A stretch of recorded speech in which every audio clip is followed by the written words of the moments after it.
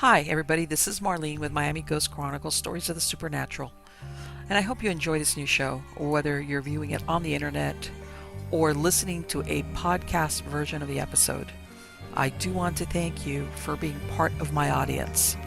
You can also find links to videos or podcasts on miamighostchronicles.com, as well as where you can submit your story about any eerie experiences you've had, which I would love to hear about. Just go to the Submit Your Story tab. Please subscribe to our channel so that you receive notification of when we release a new show. And find us on Facebook, Twitter, and Instagram. This is where I usually live stream and where I give you a behind the scenes look at locations where new episodes are being filmed at. I also tell you about all the interesting guests that will be appearing soon on Stories of the Supernatural. I hope you enjoy the show, and I think you are all wonderful.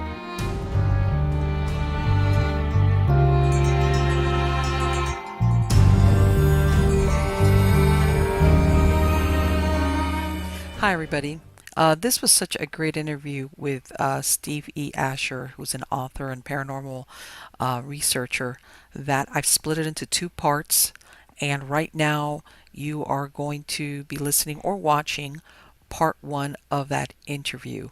But make sure to find part two, which I'm going to release consecutively with it, so that you can enjoy all the fantastic story that Steve retells during the interview. Hi, everybody. It's Marlene with Miami Ghost Chronicles Stories of the Supernatural. How are you all doing today? And today I have a gentleman who I know that you're going to absolutely love because he is written two books about the paranormal. You're going to see they're fantastic. I can't wait to get into this conversation with him. His name is Steve E. Asher. He's a freelance writer and an artist, as well as a lover of music. Previously, he worked for over 10 years in law enforcement and as a correctional officer. However, he's also a longtime researcher of the paranormal. Now, he's always had a deep interest in the Kentucky State Penitentiary since his early childhood. His father told him of the many dark things that inhabit the oppressive halls of the prison. And Steve is going to explain why his father would know all about that, because I think his dad worked there. But anyway, he worked there himself and experienced some of the same phenomena that himself, once he knew what was going on. Of course, he wrote about it. Lucky for us, because now he's going to tell us all about it. But anyway, let me get going and let me bring him on. How are you doing today, Steve? Doing swell, ma'am. Thank you for having me on. No, absolutely. My pleasure. Steve, I'm going to ask you what I ask all my guests at the beginning. I know that kind of explains that you wrote the books based on some of your experiences after, while you were working there, that things that you came upon. But when was your first encounter in the paranormal? Was it as a child, as an adult? How did that happen? Well, it's one of these things where, and again, I'll put the disclaimer out. You know, Most of these stories were from other officers. There's a handful of them that were mine, but I'm not trying to sell anybody on the paranormal. I'm not sitting saying, "Oh, this is a ghost, this is a demon, this is Mickey Mouse." It's just a thing of, this is what they saw. Just like the old Dragnet thing, just the facts. Right. If they said they saw a shadow or something got thrown against a wall, or they felt a chill or got strangled or whatever, I'm taking it at their word. And it's one of these things you obviously have to vet your interviewers. So, I mean, you had some that was just kooky, or people were seeing spooks around every blade of grass, and I can't entertain that. I mean, that's fine, that's great, and some of them really like the fact that they see things all over the place. But generally, I go for folks that you almost have to pull the story out of them. Right. Most people are just like going, this being Western Kentucky. A lot of people are fairly churchy, and they're also know how it is. This is the South. You don't want to step out and look silly or look like you're some sort of heathen by whatever standards. But they would just go, well, I don't believe in ghosts, but there was this one time I saw. Yeah, that one time. Yeah, exactly. Yeah, that one time, and I could have just named these books that one time series, because that's almost word for word what they would say are like, I'm not crazy. I don't believe. I think this stuff is crap. But, and once you get known as the guy that it's okay to talk about stuff, especially once I got time in. That's when you would have people actually, go, oh well, so and so. It's like one of those good fella guys. Oh, I know a guy. Uh-huh. You are the guy that's safe to talk to. But going back to your question about the first time I had experiences, I would have a few little different things that would happen. As we were talking about, there was a big city graveyard. By the time I was 7, my parents were divorced, and my dad lived back on some property that my grandmother had left him on the other side of the city cemetery, which is Cedar Hill Cemetery. Okay. Okay, I lived a couple miles down on a county road, and I had to walk up there sometimes to see my dad. Well, um, sometimes I would go see my dad, as the sun's going down. Just go decide, well, hey, Dad wants you to just go spend the night with him. So I'm walking through there, and a lot of times they say, well, just take the trail through the woods, which is there's a little bicycle trail, walking trail sort of thing that Okay. goes alongside of the graveyard, but you have to walk into the graveyard to get to that at a small bridge. Then you jump down into the little creek or whatever it's called, run along that, and then you'll end up getting to the top of the bank where my father was at. And this was probably quarter of a mile, maybe a mile. And which is again the time when kids were running up and down the street and trying to be evil Knievel and ramping this and that in the street and getting busted noses, and that's okay. But anyway, so I would walk through there, and that thing like you're walking and you kind of hear sounds of walking behind you, and you're like, oh, Yes. it's even then. Well, I wasn't 7; I was more like 8 or 9, which is not much better. But I'm walking through there, and you'll hear it, and it's like, well, obviously that's my sound of my feet echoing off of something. And Right. then you'd like try to walk kind of quick and stop, and you might be still hear it at that same tempo. Things like that. I never felt really threatened there because I always respected, always tried to respect the dead. And I was one of those weird kids, if I saw, flowers knocked off, I try to set them up and say, I'm sorry, I just want to make sure this is, nice. Or if Right. I actually I was a weird kid. I would step on, even I actually stepped on where, you know, the bodies were at, I would say, oh, I apologize, excuse me.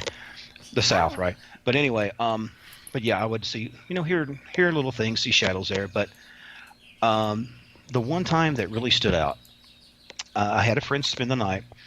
I was maybe 11, something like that, and we were staying in my little room, and we'd had the doorway open, leading out into the kitchen. Now, again, this is Western Kentucky. We were living in the county at the time, which Okay. means there's not much street lighting. Now it's part of the city where I lived, but at the time it was all county. Well, anyway, I'm sure there's parts of Florida that gets mighty dark at night. Oh yeah. Yeah. You turn your house lights off and it's pitch black. Mm-hmm. Well, anyway, we were sitting there and something kept kind of drawing my vision or my interest at the door, and it started getting real cool. Um, not like not like a snowstorm or something, but just like a really cool breeze was coming out. This is like July.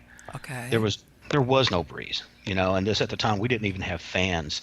We had the windows up, but we were kind of poor kids, so we didn't have all that.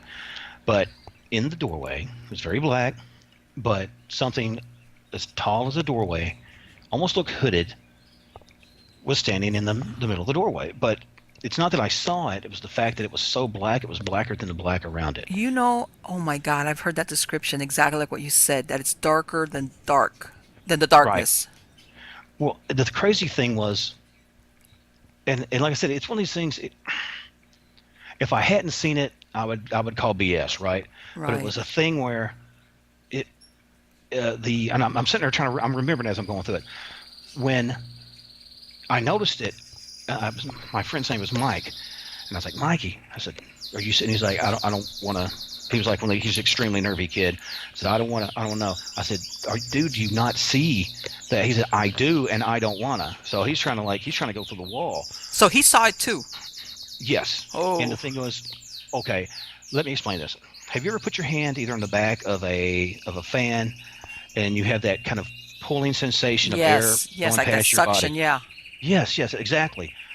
That was, I don't know if it was so much that it was a cold breeze or it was sucking the heat out of the room, but it felt like all the air was going out past it.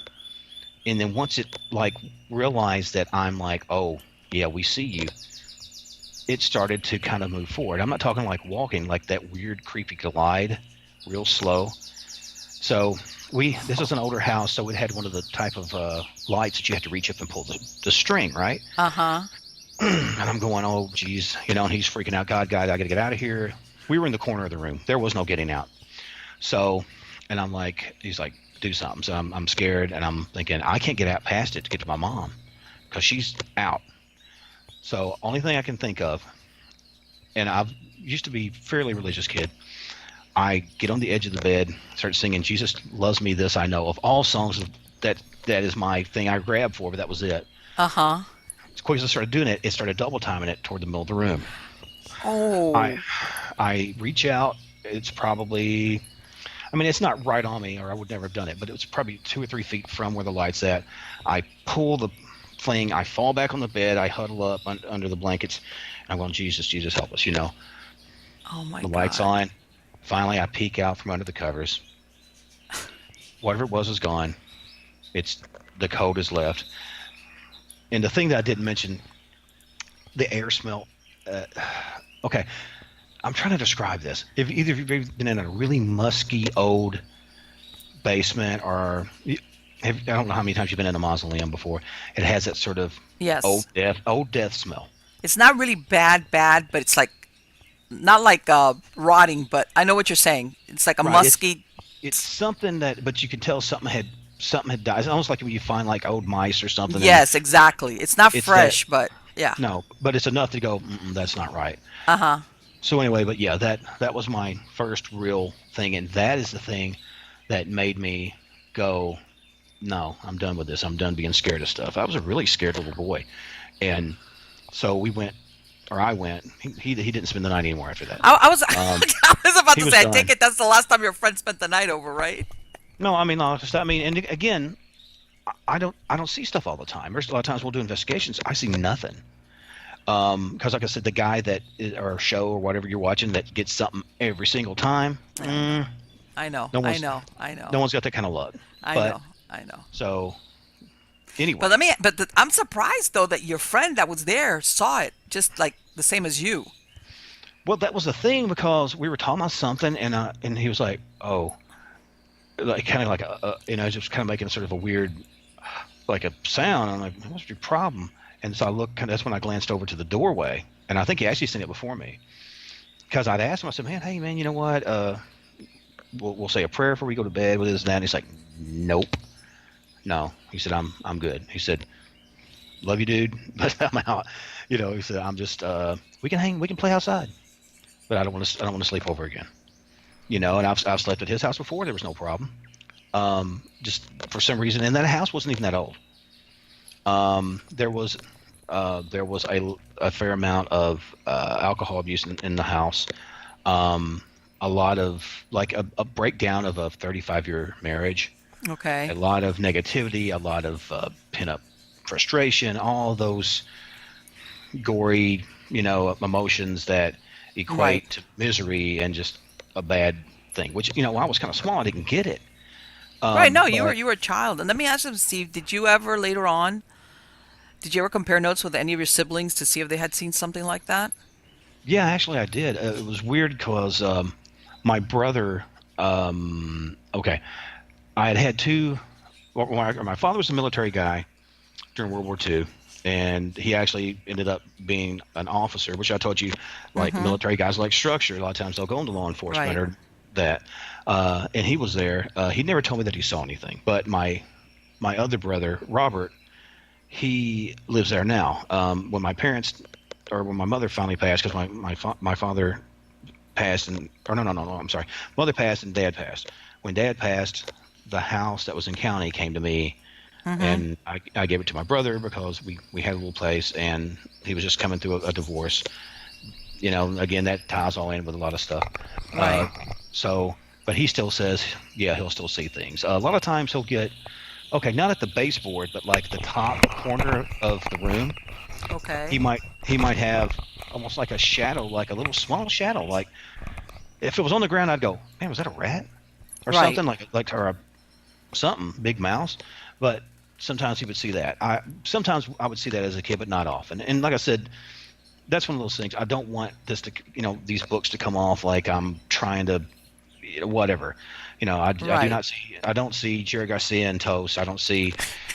You know what I'm saying? I mean, But you obviously know what? people. But and I'm glad you. And that's what. And believe it or not, that's why I asked you, because some people that have, they have stuff like exactly like what you described as a kid, and then some of them nothing. It's when they're an adult something happens. But you could still have those experiences. And some people, they go opposite direction. The last thing they want to is talk about the paranormal, just like what your friend told you about. Like, hey, Mhm. I saw it, but I don't ever want to talk about it, and I'm not going to stay here anymore. you know. No. So. Well, yeah. Well, that's that thing. It's the old fight or flight response, Mhm. and there's nothing wrong. I've had guys. This is slightly off topic, but I've had folks that we hired in at the pen, and there's a series of gates, and it's got that slamming sound. It Yeah. echoes throughout this big stone building, and some people get one or two gates in and go, I'm not going out there. I mean, they're done. They've went through training and everything. They just their bodies will not let them do it, and guys are over there going, oh, he's a whatever wimp or stronger words, and I'm like, no, Mhm. he's that guy or that lady's smart because we're the dum dums that keep going in here, and we know what's in here, and we're eventually odds are we're going to get stabbed or something else, Right. but yet we still go. Which obviously, we're paying for our homes and our children's Exactly. educations and whatnot, but not everyone's built for that, and that's okay. But and that was like you said, he went one way, I went the other. So in town we have a library. It's a George Coon library, and so Okay. I started going there. I remember it was the 133 point whatever section, esoteric and Can you remember it? stuff. Oh, I mean, I lived in it. I was like this little like a little Pugsley Adam kid. I even had a little chili bow haircut. A little striped shirt. I'm sure Uh-huh. I had a dirty nose. I mean, I was a poor kid. I was this little poor kid that come in there, and I'd be like reading this and that. And I remember asking them, excuse me, do you have anything on the ESP and spontaneous combustion? And they're just looking at me like, what? But what about baseball, kid? So Yeah. I was just that oddball kid, but it's a small town, and people went, that's Stevie. Well, they knew me as Stevie. Uh-huh. Um, so it was like, yeah, that's just Stevie. He's weird, but he's harmless. And the more I researched, the more I studied, I started doing my own thing, and I would read guys like Hans Holzer and Yes, fellows like exactly. that. He was my gateway drug for the Mhm. paranormal, and Yes. so all those different books and all that. But as I learned, well, some of these things, there's things you can say in prayers and whatever, Mhm. and different little things, everything from smudge sticks to whatever, holy water to Right. Lord's Prayer, whatever works for you, you Mhm. know. Because I believe the intent, the magic is in the intent, not so much the tool. Uh, Exactly. so And whatever helps you focus that intent is what's going to work. uh, I'm trying to think. I'm trying to think. It was some movie that said, "Whatever gets you through the night, Jack." It was one of those things. It's Oh, whatever yeah. gets you to the morning, and that's very true. But yeah, yeah. Once I really started studying it, and I learned, oh, I'm not at the mercy of monsters and this and that. Because I grew up I grew up my really formative years was like the mid 70s. So you had stuff like Kolchak the Night Stalker. You Oh had my God, I remember that. man, Yes. do you remember a movie called Gargoyles? Yes, of Oh course I my do. It was like one of those movie of the god. weeks movies. Yes. That was Scared such the a neat. well, and looking at it now, and my kids are like, really? I was like, hey, listen, the 1970s, that was mind blowing. That was CGI. I'm Yes, talking, it was. You're I absolutely right. was I was like I loved being out at night. For some reason, I always was drawn to night. But then, for a few weeks, I'd be watching those trees, watching for that guy. It sounded like he's talking through a fan, and I'm like, no, I don't want that guy to get me. But that was just that time. So there was a lot of stuff. The Exorcist. I seen that thing when I was as soon as it come out. As soon as it come out, my brothers or somebody had gotten it, and I watched it, and that screwed me up. But That yeah, I know that did a number on me. I'll tell you that much. But what's so funny is I love horror movies now. I mean, I'm to the point of China's like, really? Well, China's my wife, and she's just like, okay. I mean, she kind of gets it now.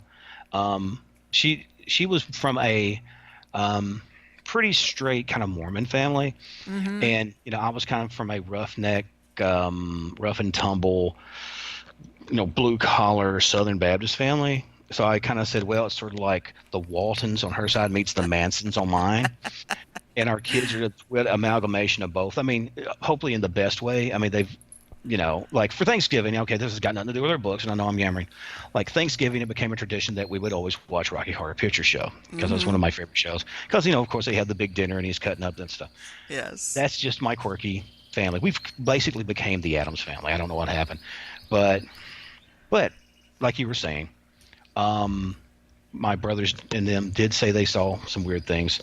But it wasn't, like I said, I never knew how much was going on with the pen until I was there.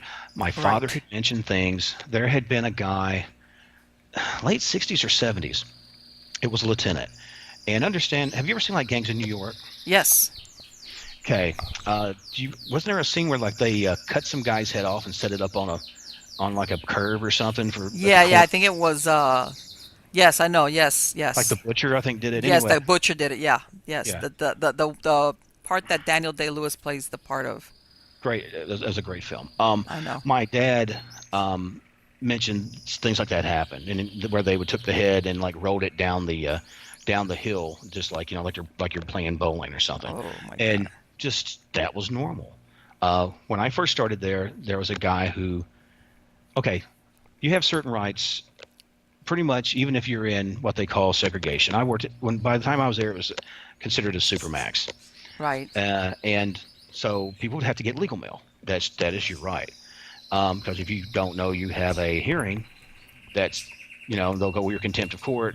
I was never given the paperwork, and anyway, so some new guy gave some guy some legal paperwork, but he didn't take a paper clip or a staple. No, that's what it was, a staple out. And so anyway, he got the staple, gave the legal paperwork back. It was like my first week there, and I come running over to Three Cell House, which is one of the segregation units, and they said, Asher, we need you over on 13 or 14 left, which is the Cutter's Walk. I didn't know that then, but I walked onto the thing, and there's a guy sitting in one of those mobilization chairs. We used to call it a mercy seat, and there was blood streaks. And I was like, wow, he put up a good fight, but there was a decent amount of blood, and I just, who got stabbed? So just get over here and help, just come on, rookie, let's go.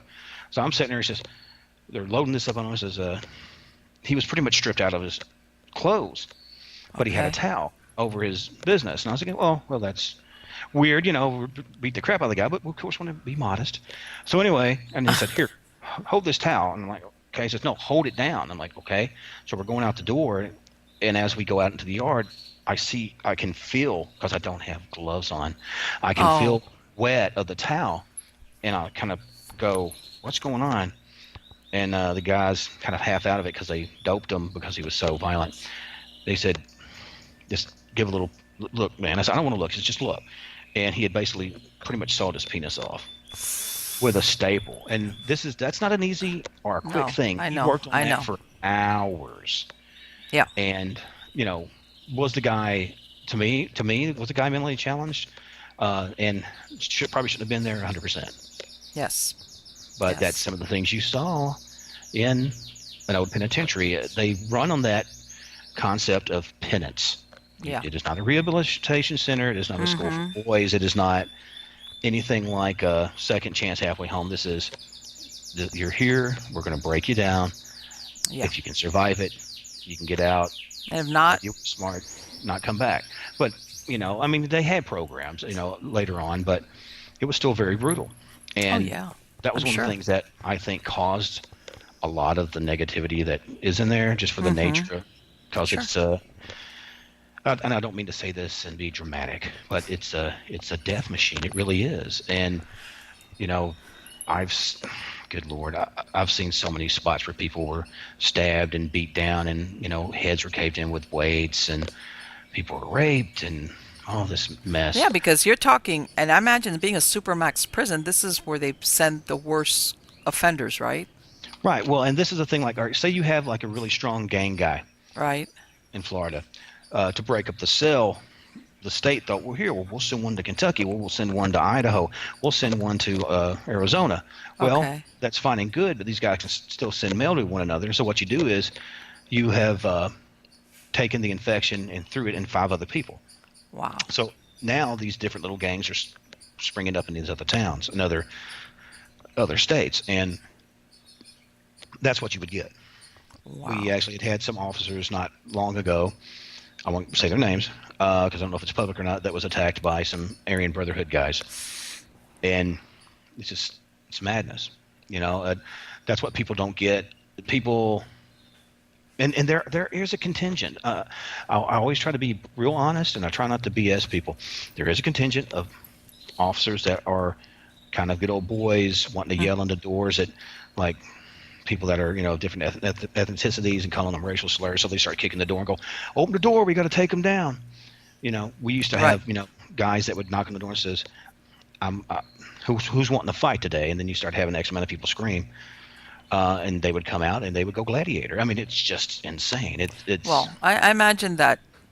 I mean, I'm sure they're there because at some point they were convicted of some type of crime, but I'm sure there absolutely. had to be a lot of mental illness, and I mean, and it's like it must have been. That sounds like a very difficult. And in other words, I can see definitely where there's a lot of maybe active or intelligent phenomena or hauntings, whatever you want to call it, just because unfortunately of the people that were housed there. Well, it's such a strong battery you got. Well, I Yeah. mean, the uh, the building is limestone. It's built upon the limestone um, area. We have a karst system, which is where there's a lot of aquifers running through limestone in the ground. Wow. They're also right next to the prison. There's a flooded town. They took Edival and Katawa, which is the names of the towns, flooded them back. I think JFK did it so they'd have hydroelectric Uh-huh. and pushed a lot of these people out. Wow. Flooded. I mean, didn't knock down the buildings. There's still buildings under there. There's the Wow. so, but so all of this is running. Water has a current. Um, Limestone has a certain amount of quartz to it. Quartz, just like any sort of radio receiver, can Yes. channel certain frequencies. Yes. Um, I've always believed, and this is as close to me saying, I think that um, humans, water, plants, air, everything Yes. has an energy, has I think a certain amount of an intelligence, Mm-hmm. and all these things can work together beneficially, or they can work against you. Yes. Um, as you know, high EMF fields Also, can yes. cause anything from dementia, heightened violence, nausea, hallucinations, all Yes. that. And a lot of the wiring in a lot of the old three-cell house at the time really wasn't what it should have been, because we had had a death walk at one time at the bottom of Three Cell House, which is where they had the electric chair, which Okay. they called Old Sparky. Right. Because got to give Let a me level ask of you, how credit. old was that prison? Like what? Post what Civil War? When was it built?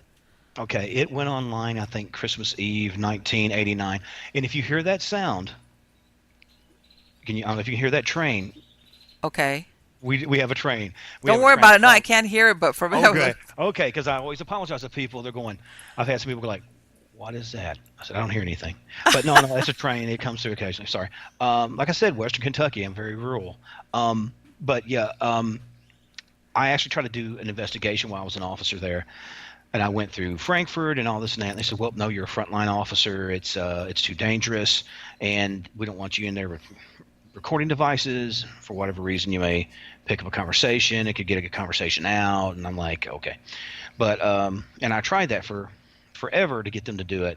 okay. Um, and even when I wrote the book, there were some people that's like, "Oh, there's a book coming about the pen," and they're going, "Oh, like what is he gonna say?" And I'm like, "I'm not worried about all the backroom dealings you guys have done and Like, yeah, that's not what the book is rat about. system." No, no, they got really funny about it, and some people just kind of like, well, it's never gonna come out. I'm like, okay, maybe it will.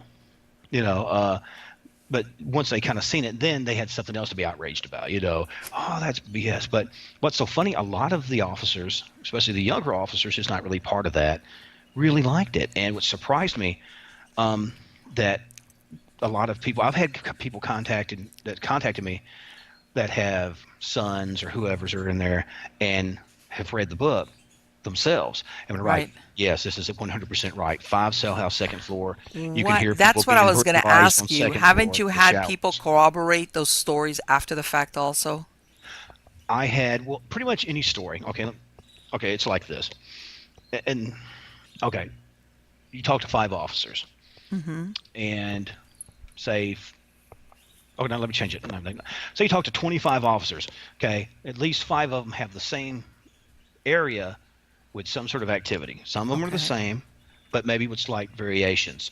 So what I did was I said, okay, I'm taking that element of that story on the same floor, that element, which is for whatever reason a continuation past that event, and I put them together so you have a really punchy chapter. So it's like all that happened, but I put it together under one story. Because there's sometimes you might have, you go do a round, your coffee cup has moved slightly or something, or you go in there and your office lights are on when you turned them off, or like that's, you can't get a chapter out of that. And so that's what I try to do is I try to encapsulate and amalgamate all these different stories so it was really punchy. But so if you're talking to, I spoke to several hundred people off and on, and this is like current officers, and I'm talking officers, lieutenants, captains, Okay. previous employees, kitchen workers, former inmates, all these different folks. And it was one of these things. It's like, hey, do you mind if I'm using a book? Sure. I said, I'll change your name and maybe change the location. If you're a Chinese woman, I'll make you a black guy, or like Mm-hmm. whatever. If you're 80 years old, I'll make you 23 years old. So I really try to camouflage it as much as I Okay. could. But so yeah, and that's what you have. You have so many people that can collaborate it. And just like just like Western State, which was formerly called the Western Lunatic Asylum. That's why it's called that. The Western Lunatic Asylum. Well, oh, okay. You said, when did the prison come online? I Yes. believe I believe it was Christmas Eve. I think 1980. No, 1888 or 1889. Right, right. Post Civil War, yeah. Around those times, that's when they did a Just lot of those those old prisons, and it was mm-hmm. modeled on the old Joliet, Illinois Right. prison. It had that kind of gothic vibe to it, Mm-hmm. and a lot of the labor was inmate labor. Yes. Yes. So imagine all that. Not only do you get, it's just kind of like, here, dig that grave, you'll be in it in about 5 minutes. It's one of those type of deals. Yeah. The stress and tension of all that, and there was people that died from, but poorly ventilated plumbing in four cell house, and it just would creep out at night, the methane, and it would kill people, kill them dead.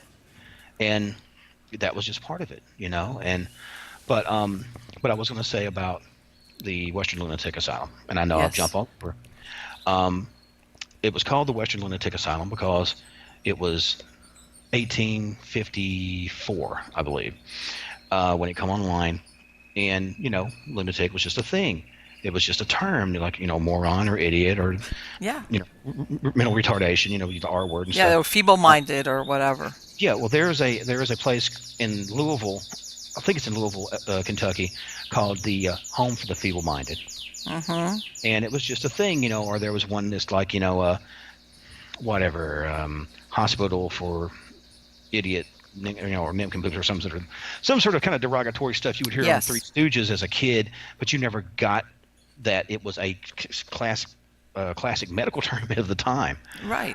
But then again, you'd have people in the lunatic asylum, anything from women's hysteria, Oh, postpartum yes. depression, novel reading. Can you believe that? Yeah, they That you could, had some of the when you look at it, some of them you have to like bust out laughing because you're like, people were committed for this. I mean, this was a serious symptom. well, sometimes female hysteria is like if well, I mean, I don't want to get too into it, but if, back then women were kind of chattel. They were objects. They were Yeah. property, and for whatever reason, they don't want to spend time with their husband. They can Yeah. go, well, she's whatever. Well, commit her. I Yes. mean, it was Yes. just the That nature was. of it. Wives were pretty much in the same mindset of, or in the Yes. same grouping of slaves would have been, Mm-hmm. pre-Civil War. Yes. Yes. But so that's what's Uh, the I, thing. Well, go ahead. no, no. That I mean, I was one time we doing research on a same type of state asylum, but this was like in East Tennessee, Hmm. and it's been knocked down now. It was the Eastern Tennessee Asylum for the Chronically Insane. You know that they changed the names like every few years, every 20 or 30, 40 years. But anyway, there was one of the stories that I read where there's a doctor, he calls ahead to the hospital and he's telling them, I'm coming in with a female patient. She needs to be hospitalized, like institutionalized. Right. So they send a nurse and a female police officer, believe it or not. This was back in the, I want to say 19 teens, not even 1920, which I was surprised when I saw that it was an officer that was a woman. But I guess maybe they had her for situations like that. So he Right. comes in on the train, and this patient, she's even tied down. And when she goes in there, the lady's telling them, I'm not crazy. That's my husband. And he's Hmm. and he's a dope fiend. And I quote, that's exactly the verbiage that they use, dope fiend. And he's going off to Florida with his lover. Thank God the nurse and the lady officer believed her. And sure enough, she was right. He was a doctor. He had developed a drug habit. He was going to drop her off, have her institutionalized, even though they were married, that really was his wife. And he was going off to Florida to be with his mistress. Well, and that's what's so crazy. And You it you was know like this was he thought he was going to get away with it, but I'm sure there's some that right. actually did. Well, this is like during the time when they literally put cocaine in coke. Mm-hmm. And good lord, all the different opiates and those different things. It was just over the counter. Here's some cocaine for your toothache. Yes. It was at Yes. the time of going, oh, it's the age of science. Here's this. But and well, I mean, this is also roughly in the same time of like the HR. Was it H. Holmes and all those Right. like, oh well, he's a Yes. doctor, he's very learned. Of Yes. I, course I we think that's trust why he him. was able to get away with as much as he did, because if you were a doctor, you weren't really looked that hard. Doctor privilege, if you want to Oh call it yeah, that. absolutely. That was for sure there. But I was going to tell you, you said they changed the names of the facilities. Do you know Mm. why that is? No, not. Okay. I mean, most of the times they would say, well, would make some type of change, or sometimes they would use the name of a founder. But go ahead. I'm sure Right. you've got Well, something I don't the know about. reason the reason I know, well, I mean, I'm sure you probably have heard this, but the reason that the Western Lunatic Asylum was changed to the Western State Hospital Uh-huh. was after I think it was World War I. A lot of I guess they called them doughboys and stuff come back shell shocked Yes. and in various ways mentally in disarray. Mm-hmm. And a lot of the families and senators and the people were saying, look, these are not lunatics, these are not madmen, these are fighting people, these are heroes. Okay. And it's disrespectful to put them somewhere. If they're going to be there, it needs to be changed to whatever hospital, Wow. and, See, and that's that's why it changed. I did not know that. But that's very understandable why they didn't want to attach that label. Exactly like Sure. what you said. Well, yeah, I mean, as I said, it makes sense. I mean, Yes, this it is a does. time It when, does. all right, Western State, and I know I'm kind of jumping between the two books, but Western State is in Christian County, Kentucky, Okay. and all right, it's maybe I don't know 20 25 minutes from me. Now the penitentiary is like less than 10 because it's the next town in Ediville. The hospital was in Hopkinsville, Kentucky. So back at that time, all right, I don't know if you ever heard your grandma say, like, turn these lights out. You're going to get me in the poorhouse, something like that. Or I don't know Yes. if you ever heard that Right. term. Yeah, That's exactly. that's because they really were poorhouses back when she was a Mm-hmm. kid. And back in Christian County, the mental hospital, the county poorhouse, and a couple other little small like those type of things that well we got to have them, but we don't want them in Yeah, like town. Put those them out on the almshouses. outskirts. Yeah. Mm-hmm. Right. Yeah, and very much like that. They were all in the same area, and there had been people that went in there, and sometimes orphans were dropped off for Yes. whatever reason. They couldn't take care of them. They couldn't. I remember there was a real famous picture. I think it was from Chicago, where it said, "Children free to good home cannot support them." And then you could see the mother. She kind of had her face covered, and you could tell she was tore up. But that was a reality at the time. The Yes. depression times were not fun. Yes. Um, and anyway, some of these kids stayed there and were not adopted. Mm-hmm. I know, being a father of a child that had been in a not an asylum, but in an orphanage. Now, Right. and in Thailand. Now, this was a very well-run orphanage.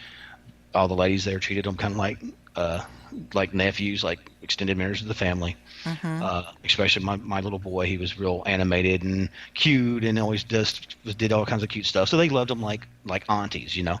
Mhm. But you are institutionalized, especially if that's all you knew. We got our Sure. son when he was 8, so some of these kids never had that, so they never got a loving family or even remembered what they Exactly. had. So by the time they were of age, they were not functioning in any way to make it in society. So Exactly. they transitioned right into Western State. Mhm. There was even younger ones that were there, as I understand. And there was an area. The way Western State is set up, there's like a main building, and there's X amount of other little buildings laid out in the property for different activities. This is during the time too when you have, well, this is the black wing, this is the white wing, Mhm. this is the black guy's wing, this is the white guy's wing, this is the black girl's wing, this is the white girl's wing.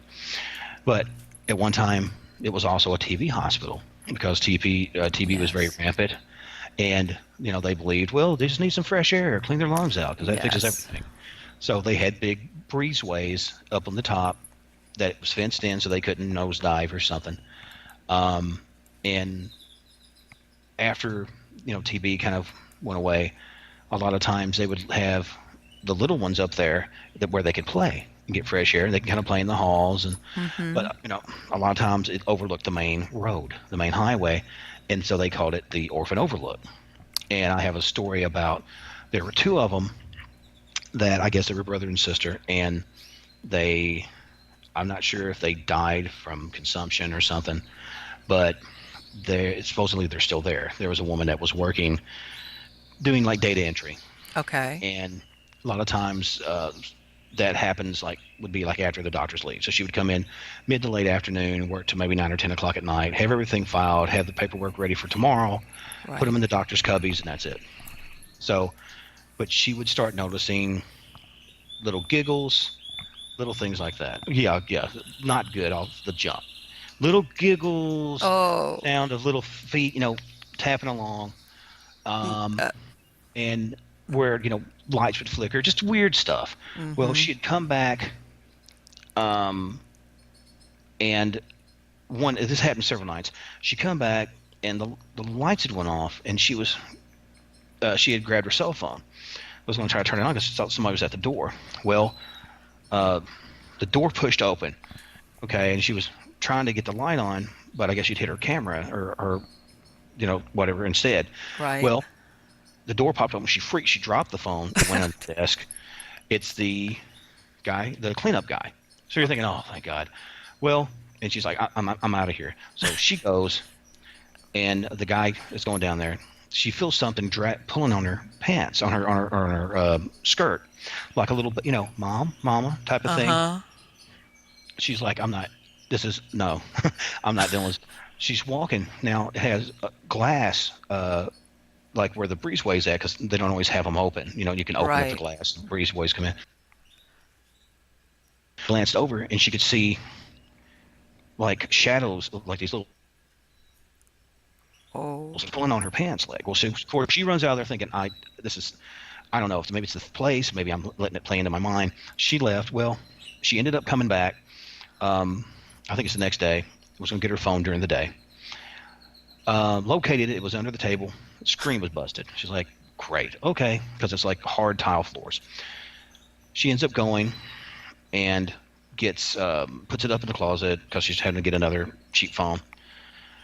Long story short is she had apparently it had sent to somebody whatever, and Right. apparently taken a picture. And her friend was saying, "Well, that's really weird. That was a strange picture. Why'd you send me that?" And it's like, "I don't know what you're talking about." So, no, you sent a picture. Are you sure? Maybe I butt dialed you. And I said, "No, it was like I don't know, looked like a room." Well, anyway, she ended up getting the thing out, putting it into a computer, pulling the picture up, and she brightened it a little bit. And it was kind of cockeyed, but you could kind of see where the guy's standing there, where his keys are in his hand, and you see like two little pale faces with big bright, like blackish looking eyes, looking into the room, like kind of past him. Oh. She was done. She transferred out, um, It's like and thanks. Oh Just yeah, I'm like, I mean, don't get me wrong. Being doing paranormal investigations,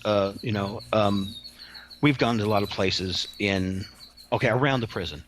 There's an area called LBL. Now that's Land Between the Legs. Now okay. you may have heard of like that area. It ties in with a lot of stuff like Dogman stories and Mm-hmm. Bigfoot stories, and well, there's a lot of graveyards, and there's a lot of children's graveyards, and you're going like of just children, pretty much. Really? And so I looked it up. There had been a really bad scarlet fever or some sort of outbreak like that, Okay. and it come from up around Louisville, worked its way down through the waterways through Mississippi, and one of the places it hit was Paducah. Another one of the places it hit was Okatawa and Edible, and it decimated like a generation of kids. I mean, it was like if you were like Wow. 2 to 10, almost all of them died. And Wow. while we were there, we would ask questions and stuff. And my wife has always got very good responses from little kids. She's very Okay. personable and motherly and all that. And a lot of times she would get responses. And we'd actually had at one time where she had her, like, you could physically see her pants legs being moved. And I'm not like a muscle flexing in your leg. I'm talking it's lifting up off the body and snapping back and snapping back. And I have not had that. I've had other kind of stuff. Maybe just because I'm kind of this bald-headed, crazy Uncle Fester looking guy. But um, kids, I mean, once they get to know me, I'm great. But sometimes people kind of look at you and think, well, you're going to be mean or something. But and we've gotten a lot of different EVPs down in that area as well. So and all this is tied in like LBL and the penitentiary and Western State or the lunatic asylum or whatever. It's all within a 35 minute area. I mean, and it's a lot of activity for this small little area. Yes. And that's why I write about this area because, well, obviously I'm a local boy, but Mm-hmm. I mean, I've lived different parts of the country. I mean, when we went to Thailand to get our son Joseph, they had a major uprising. They were trying to overthrow whatever the prime minister was. So we Okay. had people on the back of the big, like you ever seen like the big trucks where they used to throw sugar cane on and it has like kind of like the Yes. wooden, almost like fences that they put into the flatbeds. And Yes. Yes. anyway, they were driving up down the streets with machine guns, and it was really extremely, well, it was freaking scary. And I was like, okay, A well, little bit on the surreal side. Is that what you? it was like watching CNN, but you were there, Yeah. and we weren't Americans. So I said, do not say you're American, say you're Canadian, or Right. I'd be talking like the Swedish chef. I'm not from America, whatever it takes. Just let Man, me get out of here in one yeah, piece. dude, I'll be Jamaican if you want me to. I don't care. Just don't shoot me and my family. But it was one of those things that is so crazy how like all that different stuff and different energies plays into stuff.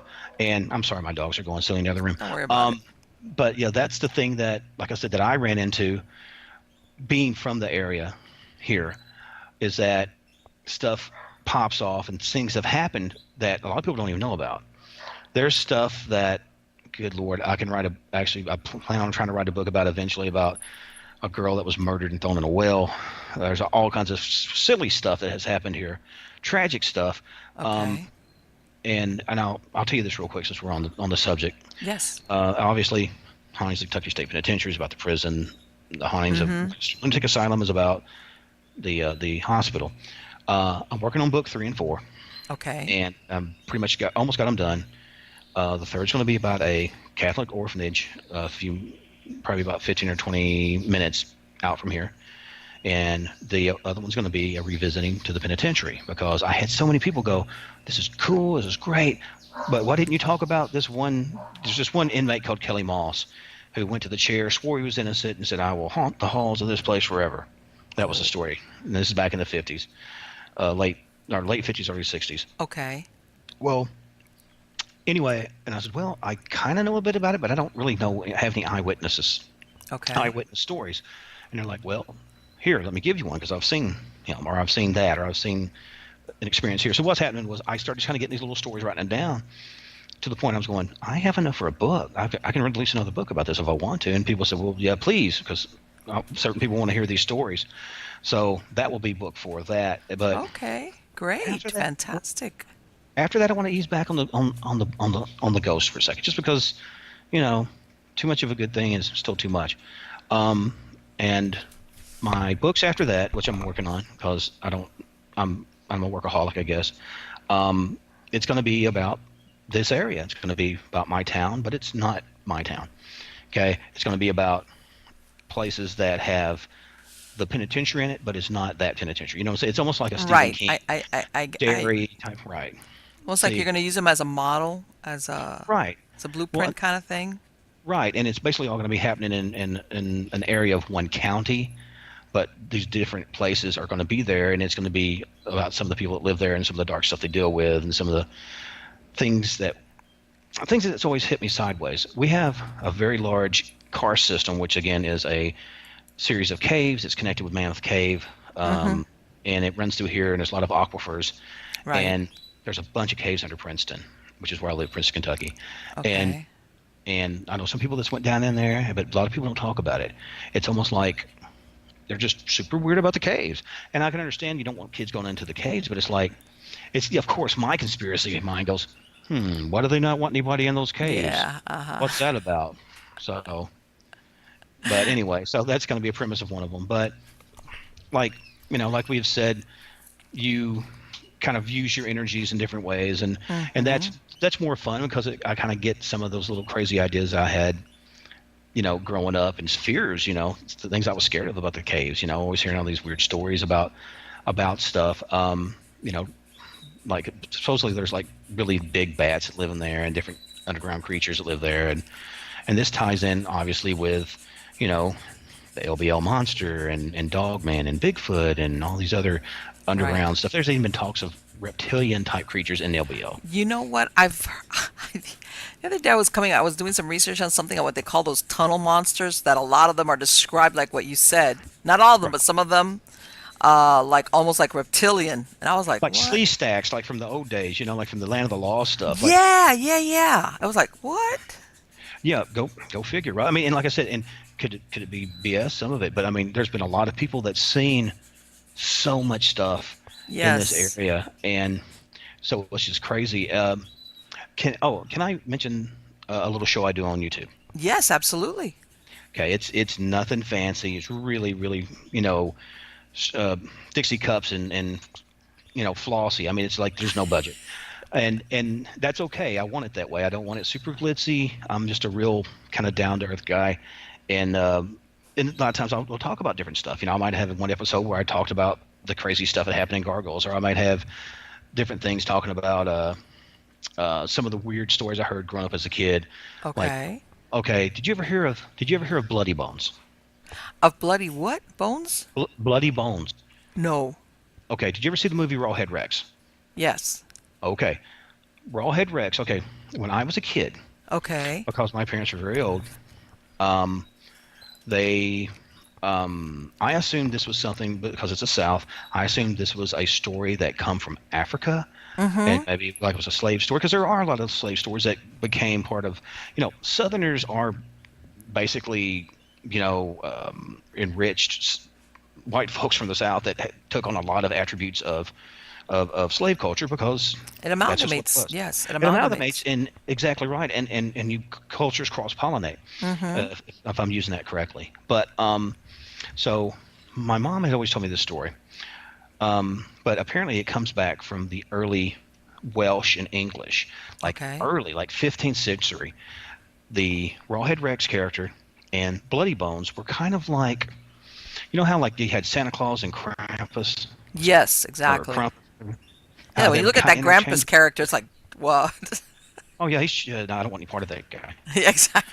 Um, I'll be good, I promise. But it was a thing where, she would always tell me the story, and like I guess eat you up or something. Now Bloody Bones was different because if you were a bad kid, and he would hear you, and he would get closer to your house, get you closer to the house, and the more you don't be good, closer, the quicker you come to your house. Yeah, it's no good, right? It's like Oh. I have a friend whose family is Latino, and he was always talking to me about the Kukoi, and like El Coco. He was Uh-huh. sort of like I guess what's the word I'm looking for, like a El Chupacabra type monster. It Mm-hmm. was kind of like the Latino boogeyman. Right, like a So anyway, boogeyman. That's exactly what I was gonna right. say. And so anyway, and it was kind of scary, but it wasn't. It was almost like he's getting closer. He's down at the corner. He's at the front door. He's in the living room, and and then he's getting to your room, and she grabs your feet, and he's got you. Ah, you're scared. But when when you weren't there talking about it, you're thinking about, is there really a Bloody Bones out there? But the story was, if he got you, he would drag you back to his little lair, and Oh my. he'd shred you to bits. And that's why he was covered in blood, because that was the blood of his victims. And I'm thinking, thanks, Mom. I was gonna say, There's God. not enough friggin' therapy. I already come from this whacked out family, and you're throwing that on me, boy. But Yeah. it was the '70s. You grew up different. But that's the sort of weird stories that I'll talk about. And the name of the show, if anybody's not already totally turned off by it at this point, is called The House of Asher. Kind of like The House Okay. of Usher. I loved old Vincent Price stuff and the Poe Yes. adaptations, and Vinny P is my guy. And I know. He's great. so He was he's great. great. So I love all I do. those Hammer films that came out in the Oh yeah. 60s with him, especially. I actually mention Hammer films in my book. A Okay. lot, like if I have certain stuff, like it comes across the like you have like stepstones in an area, and like fog is rolling over it. It looks like something out of Die Dracula Die, or Yes, something all the. like that. All that stuff, the Peter Cushing stuff, Yes. and okay, all right, unrelated but related. In Nashville, we had Channel 5. We had a guy called the Count of Five. Can you believe it? That was his actual horror host name, the Count of Five. And he dressed up kind of as a vampire, and he would have all these cruddy kind of B movies, and we had Sir Cecil the Creep, and then later on we would have like Dr. Gangrene and all these guys. But anyway, I come from a long line of horror kids, which once knew I cannot be hurt by most of that stuff, I Right. went, oh, that's really cool. So that again comes all full circle, and it's all interconnected like a great big goofy spider web. And I went completely off the rails on probably what you wanted to ask me. So Not go. the way it was great because I mean I totally relate to what you're talking about, believe me. As far as what's the fodder in our brain as we're growing up, because this is all the stuff that plays into it, which is like you said, the yeah, now we look at it, of course, because we're a little bit jaded with all this, all these graphically, realistically produced movies. But Mhm. back then, when you watched, like you said, Peter Cushing or Christopher Lee and Hammer films, and which, by the way, I'm sure you saw that movie, the first version of that movie, Fright Night, Oh yeah, where yeah. he goes and he's getting the help from this, kind of Vincent Price. That's who they were referring to, help as a vampire hunter. Peter Vincent, Peter vampire Vincent, killer. exactly, Peter Right. Vincent. And it was that was it. Right. That was like what you were talking about. This is the These are the I'm type of local stuff that you had going on as far as the movies. Well, yeah. I mean, like I said, that's the thing because I was not a big partier kid. What are you going to do on a Saturday night? I Hmm. mean, as I got older, we would get like cable, and we'd have like Night Flight and some stuff like and and whatever. But before then, it was local horror hosts and stuff. And Yes. that's always the girls would always joke because we used to watch Buffy a lot, and I always liked Giles because he was always the guy that was researching, and I related to that guy. Hmm. And we were talking about something, and I said, yeah, I'm kind of like the Giles of the group. He says, no, Dad, you're more like the Peter Vincent of the group. You're like a little dramatic and all that. I'm like, okay, guess it could be worse. But that's what's so funny too is because the my kids have had a few experiences, and Okay. I it's one of these things that we always kind of kept the research aspect of it right out from under them because Hmm. it's one of these things kids have a hard enough time if they don't if they're not just totally dealing with some sort of thing that's paranormal. Why add it to them? But as the kids got a little bit older, they would talk about little things. The house that we lived in, which is on the same property of the one we have now, because we had it taken down get a wheelchair accessible house for my Okay. boy.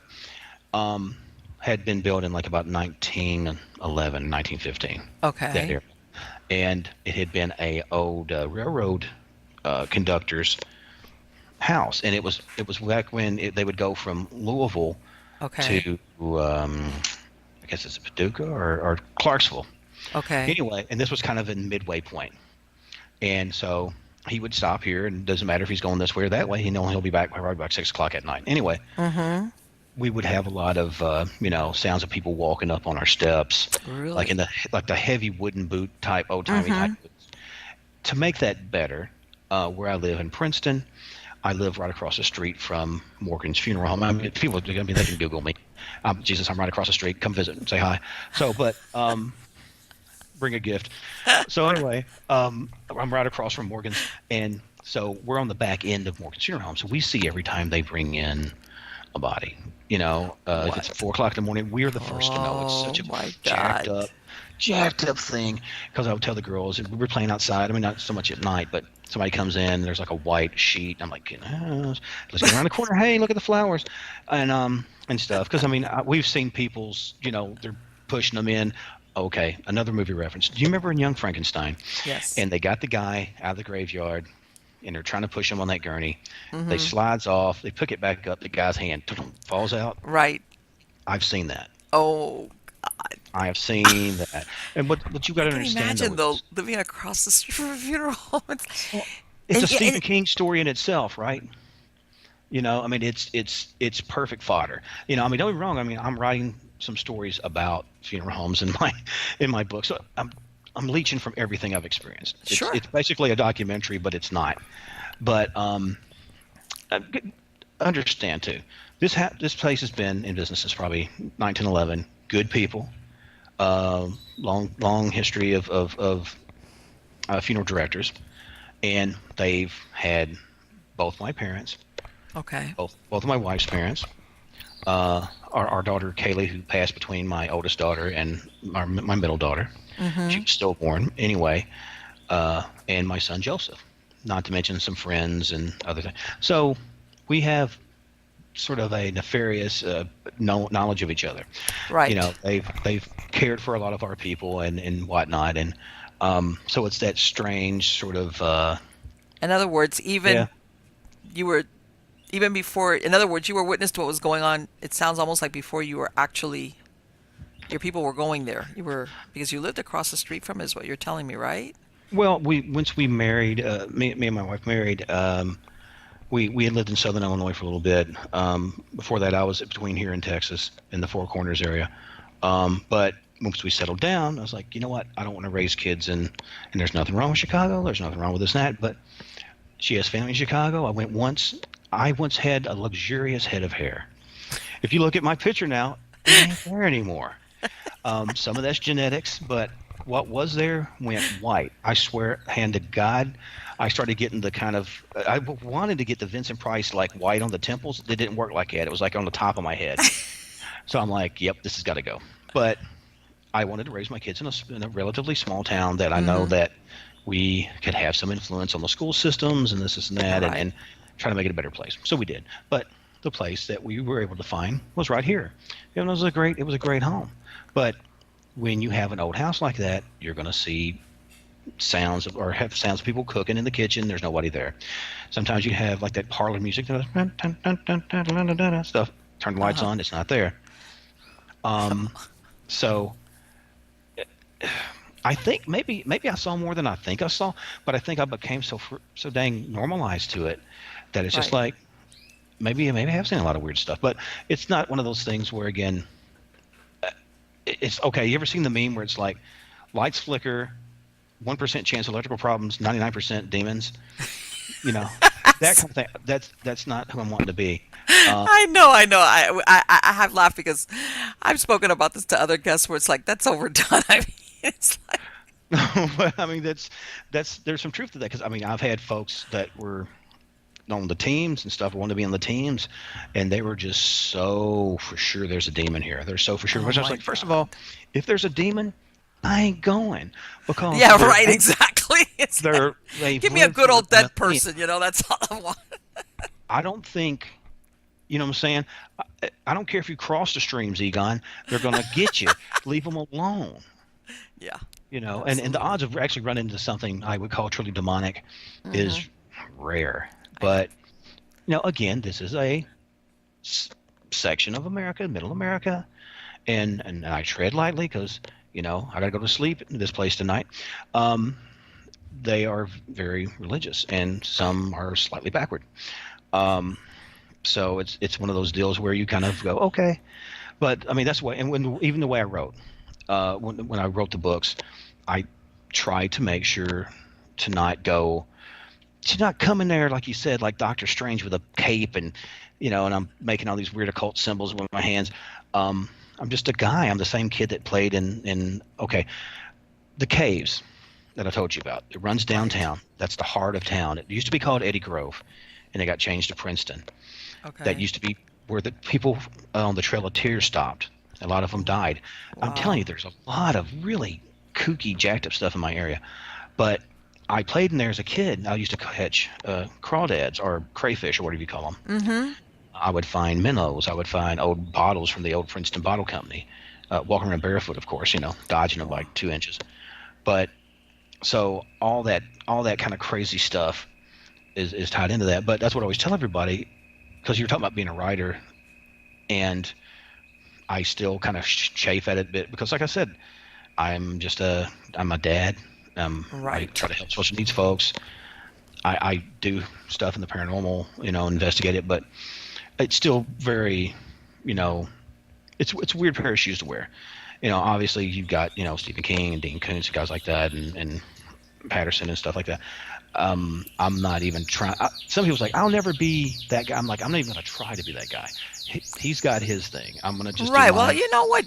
At the end of the day, really, I mean, it sounds like you've got, besides, with the stories or, interviews with witnesses, your own personal history and things you've had firsthand experience. It sounds like you've got, and the area, like you said, where you live at, you've got books, lots of books waiting to be written. Well, there's a story. Are you familiar with? And I'm treading lightly on this. There was a guy named Roderick Farrell. He was from this area. He was a Kentucky vampire killer, and they drove down to Florida and murdered this elderly couple. And as part of a or supposedly, and I use air quotes again, satanic cult. The reason Okay. I say that is I'm kind of a centralist. I know folks that are, I guess, Wiccan. I know some folks that are just kind of neo-pagan, and I got Mm-hmm. some people that uh, I don't want to say claim that they are Satanists. They say I am a Satanist. Okay. Right. Do you take care of your kids? Are you bleeding goats out? No. Okay. Great. Have fun. Um, I That's your thing. Just like we talked about Exactly. the political thing. You got left people, you got right people, you got people in the middle, you got people that's wanting to Exactly. vote for their dog. Have at it. I'll be over here doing me. But there Exactly. was a guy there, and they drove down there. But they would used to meet around this area in the LBL area at a place called the Vampire Hotel. There was such And a place? there was a place called the Vampire Hotel. Again, Okay. a lot of the lands, the buildings were destroyed, but some of the old buildings, it had been a small hotel during the day back when there were still roads through there. LBL is a lot like, ever seen like Life After People? Like where it had all the buildings and stuff of growing up. And it's Roderick Farrell, if you're writing the guy's name down. Okay.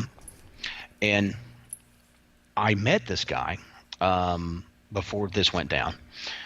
Me and my wife had to go to Murray, Kentucky, which is about, I'm giving you a lot of Don't geographic worry. areas, Don't worry. Keep going. down about 45 minutes from Princeton. She was a assistant manager at Hardee's at the time, and we had to go down and get. It's a boring story. Had to go get like quarter pounder burgers. So anyway, and I'm like, she's like, "Do you want to ride down with?" I'm like, "Yes." So let's go to Murray. So I'm going through there. We go into the little restaurant. We get some stuff. There's a group of these kind of goth-looking kids sitting in the corner, and I understand.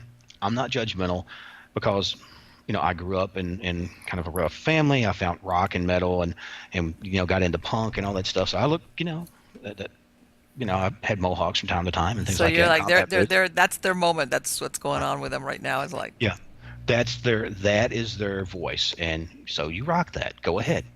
So anyway, they kept just kind of scowling at us, looking at it like just angry. And I'm just like, man, you're mad at your dad, not me. I didn't do anything. He's an a-hole. I'm just here to get burgers, dude. So anyway, we're getting ready to come out, and one of the guys, I guess, had run out to the car and about bumped into me, and he kind of looked at me, and I think I said, "How you doing, Dracula?" And I walked on out. Stupid, right? So anyway, come to find out, I'm reading the paper, like, I see this guy murdered two, X amount of old people in Florida. Are, Yeesh. are you So, kidding? hand to God. And it's so strange. I've had these weird brushes with really messed up people and really messed up situations, but been able to hopefully have sidestepped it so far. Oh, Um, yeah, really should read it. There was they were trying to do a book about it. He was like, I mean, like I said, because there's a difference between, okay, you have and different let me ask sects something. of Did he Christian. kill them randomly, or did he pick them specifically for some reason? It was his girlfriend's grandparents, and they decided they were Oh, kind of dosed up on different stuff. Like, what's the green liquid that you pour over the sugar cube, and like, absinthe? yes, Okay. different things like that. Which I don't. That's not going to make you murder anybody. But I'm saying, if you're already kind of stabby, it doesn't Yeah, I help, know. or it doesn't hurt none. So anyway, yeah, they go down there and it's just this kooky killing spree. They take their car, they're this and that, and they're trying to head for the border, and they end up getting caught. Um, but yeah, I mean, it's really weird. I mean, and that's what I'm trying to tell you. People go, "Oh, it's a flyover state. It's just a sleepy little." And Dig you're like, deeper. yeah. There's some places I can tell. Okay, I didn't tell you this. Going through the graveyard to see my dad, sometimes you would hear, okay, I would think that I would hear like a baby. And you know what? There's people's homes, across fields. It could be a window could have been open. That's what I said.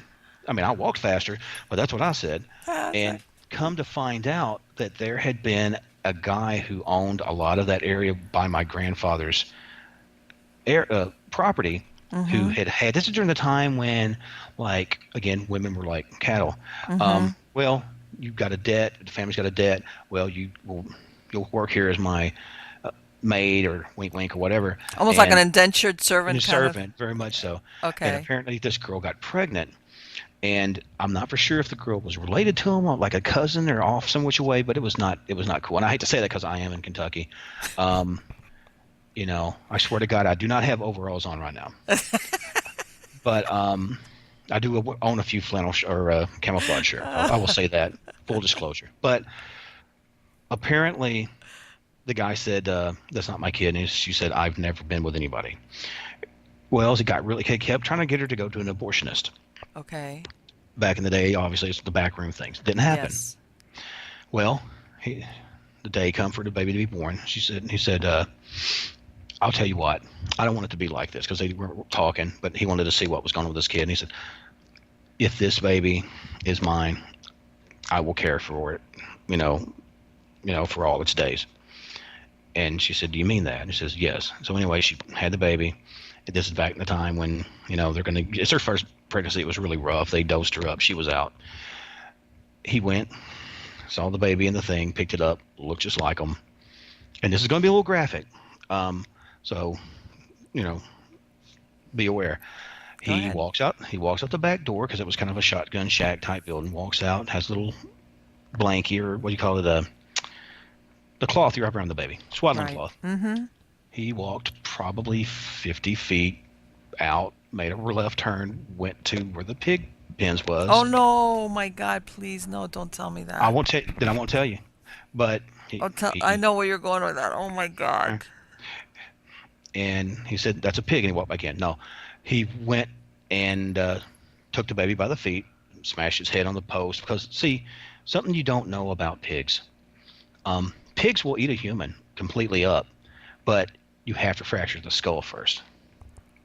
I didn't know that. I mean, I guess I Well, haven't had that so you situation. look through it in there, and by the time the girl come to, the child was gone. My older brother Robert, he's seen a lot of horrible stuff too. Heard some people screaming, and my mom, all he remembers is, boy, get in the house. Is what's up? She said, don't worry about it, get in the house, because they have to live in that same block, but they knew what happened. But I never connected what that was with that. And, Wow. it's so strange. I do want to add that I am available for children's parties.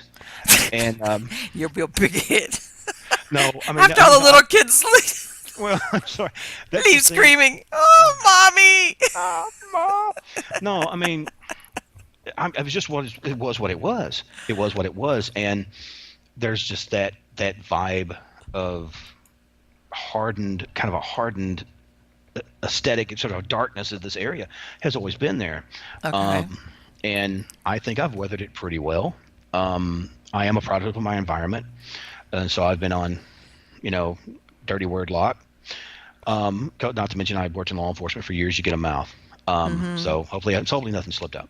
But You're good. that is one of the big reasons that I went ahead and put these stories in there. Now I've not put the hog story in yet. I probably will in one of the upcoming books, but I'll warn you which one it is. If you Yes. decide to read it, so you won't walk up on it because there's a lot of details I left out. Um, but yeah, I mean, it's right now it's a labor of love. I like writing, being a musician and stuff, and writing my own music and lyrics and all that. It's sort of a natural extension of that, and we'll see where it goes. Let me ask you something, Steve. When you were working there in the prison, did you ever have any experiences, whether you were there or afterwards when you came home, where you felt something had come home with you or something? Because it sounds like you're really sensitive. You pick up on these things. Well, it's weird. Okay, all right. I'll answer your question, and then I'm going to answer you with three more questions or three more answers. Okay. At the penitentiary, no. At some well, it wasn't a graveyard. It was actually it was a piece of property that had a burnt down trailer, and people had said that they would hear things and women screaming. Well, Okay. I'm like, well, let's go check it out. And we would have, you know, all your electrical equipment not work. Your cars wouldn't start, and because we were having all this different weird stuff going on, and so we're getting ready to leave, and I could just feel, that you ever been in school when you had a bully and they're just walking behind, like, turn around, come on, bro, turn Mm-hmm. around, that guy or that girl. Yes. Yes. Um, you felt it, and I was just like, so guys, go ahead and start the car. I'm gonna wait here for a second because I thought it was something affecting me. He said it won't start, and I said, do me a favor, take some shots behind me. I'm just don't know why, just take some shots, Mm-hmm. and you could see sort of a kind of blackish glob, which again, the night sky, darker than that, and Oh, so I happened to have some holy water on me, and I started saying, the Lord's Prayer, and I started kind of tossing it, and they were kind of taking shots as I was doing it. Um, it seemed like it, because I said, look, you said, you have no right to follow us. You are bound to this ground, in the name, Jesus Christ. You know, we mm-hmm. bind you here. If you attempt to follow us, we will never ever return here. And after that, the car started up. The voice recorders worked again, but the pictures, and I need to send these to you. You could see, like, when you're doing the holy water, it's kind of going like Power of Christ compels you stuff. Maybe not that dramatic, but you Right. could see water flying, and you could see where the little cloud was splitting in half to avoid Really. the water. It was really strange, and Why? that was the one time. Did you ever know What? what the history was? Why it was that things supposedly were? After the fact, yes. Um, we kept asking whose property is it, and they kept saying Phelps. Phelps, and come to find out the guy who owned the property at the time all this that something went down, his name was Phelps. Oh. Come to find out that supposedly a girl was taken out there and really, really brutally raped. I don't know if it killed her or what, Okay. but there was a bad feeling in that area after that, and certain Okay. kids would come out there and try to call up things, Oh, that yeah, right opening there. doors, Yeah. and yeah, so um, yeah, that was pretty wicked. Yeah. I didn't feel scared, but I just felt uncomfortable, and I knew something wasn't right. I haven't had a lot of that, but I had enough to go, no. I mean, we couldn't leave anyway because the cars wouldn't start. I mean, we had two different vehicles out there. None. It's Can like you the batteries imagine were what are the dead. chances that neither vehicle is going to start? It's like, wow. And you know how many times that's happened to us? Just that time. Never ever, nothing like that happened like that again on regards of Wow. vehicles. Um, sensitivity. Okay. I think I could consider myself a modern guy. I think I'm in touch with my feminine side, but you're about a different type of sensitivity. I'm sorry. I crack jokes. It's my nature. Um, I'm the Alan Alda of the ghost hunting community. How's that for a tag? Um, I'm the Phil Donahue, the Phil Donahue of ghost hunters. But no, I yeah, I again, I chafe at it because I hate labeling myself with anything. Because as soon as you kind of go, I'm a sensitive, I am an empath, Whatever. I know what I you mean. just see somebody coming out with some schlocky gimmick, and you know, I don't know. I'm whatever the hillbilly ghost whisperer or something. I don't need that. I don't need that. Uh, Oh, that's great. you know what I'm saying? It's like I only like speak with ghosts in haunted houses and trailers. Oh my God. I got to use up. I'm gonna lose half my constituents there. I better behave. But Oh my um, God, that's great. what was going on? Well, okay. Whenever I would go into situations, um, something developed really organically because we didn't have a lot of tools. We might have had a voice recorder. We use divining rod still because I've always Okay, liked yeah, and the I've used divining rods. I still have mine there. As a matter of fact, they're but very good. well, I mean, in all my years of using divining rods, never once did the batteries go bad. Nope. No batteries to suck on. So, but Mm-hmm. anyway, a lot of times we would go into areas and just like say you're in kind of a dark area, you would like say if you're walking to a room, you're trying to find the light switch, you kind of put your hand out, maybe Mm-hmm. waist high, maybe chest high, somewhere in there, and and as I'd walk, sometimes, and I'm trying to describe it where I don't sound like a complete raving lunatic. Um, you would feel pressure. I would feel like if I was in an area that had a lot of heavy pressure, it would feel negative. If it was maybe cooler, I know it's something maybe possibly spiritually active, but not necessarily a threat. Okay. And I could kind of, it's almost like, okay, if you're walking in the water and maybe you hit a warm spot or you hit a cool spot, Yes. it's like, this is slightly different. And it wasn't like, I sense a spirit. It's nothing like that. It was just, I mean, it's not Benny Hinn bopping people in the head. It was just, I don't know why this works, but it does. And, um, and a lot of, I've had people go, well, I think maybe you're from a long line of witches. I think you're a long line of this. And I was like, what'd you call my mama? But I said, no, seriously, no, I don't think so. And if so, okay. But it was a thing where it just happened. It's I can't describe it any better than that. And if it is and I think part of it is that you attune yourself to noticing that, just like a Yes. hunter can look down into the woods and you're like, do you see a Yes. game trail? No, Yes. you After a know, while, yeah, I absolutely agree with you. right. And so that's an element of that. And I know I sound really flippant, and I hope I don't sound like disrespectful or disingenuous. It's just I can't take myself this seriously. You know what I'm saying? There's no reason to. There's too many really, I don't say heavy hitters or just big egos and Oh, don't you know who I yes. am? And that will never. Yes. I hope that will never be me. Please keep me No, grounded. no, and I absolutely agree. Considering, let's say, in this field, it's about dead people or things like that. It's like one of two things. People sometimes take themselves too seriously, and that's a bad thing to do because if not, it can get depressing when you really look at it, with which you're investigating, or in this case, let's say what you're trying to write about. It's like you have to lighten up a little bit. Well, more than that, it's such a male-driven thing. I mean, you don't get me wrong. I mean, you definitely have notable women in the field, but the glut of the people that are doing the shows, and a lot of them are going to look kind of look like me, bald headed with goatees, or they are wearing leather jackets, and all of them have matching this and that, and I'm like, dude, it's not that serious. I mean, Yeah. my thing was always because we would do a lot of home investigations. Mm-hmm. Maybe some of the kids were playing on the Ouija boards, or Right. maybe somebody brought a piece of an antique from somewhere, Yes. stuff like that. I have a lot of people that do haunted houses, and they'll go, "Oh, well, hey, this old asylum is getting rid of some of these beds. You want them? Sure. Okay." And then it's like, "Hey, for some reason I keep having people screaming in my bathroom. I don't know what's going on." Well, let's see. So, well, unless your wife saw a spider or something, or your son, I'm not going to be put gender roles on it, but it's just one of those things that we would always go, especially if there's a kid, especially if there's somebody that's they're all having huddled together in the same little room, and their quality of life is not good. That bothers me, especially if something where the children are getting scratched up, marked Yeah. up, Yeah. things thrown at them. That pees me off. My wife, oh my God, she goes like full mama bear about it, and yeah, she doesn't like that. Of course Because not. like you said, kids have it rough enough as it is. But again, that's where our heart is too.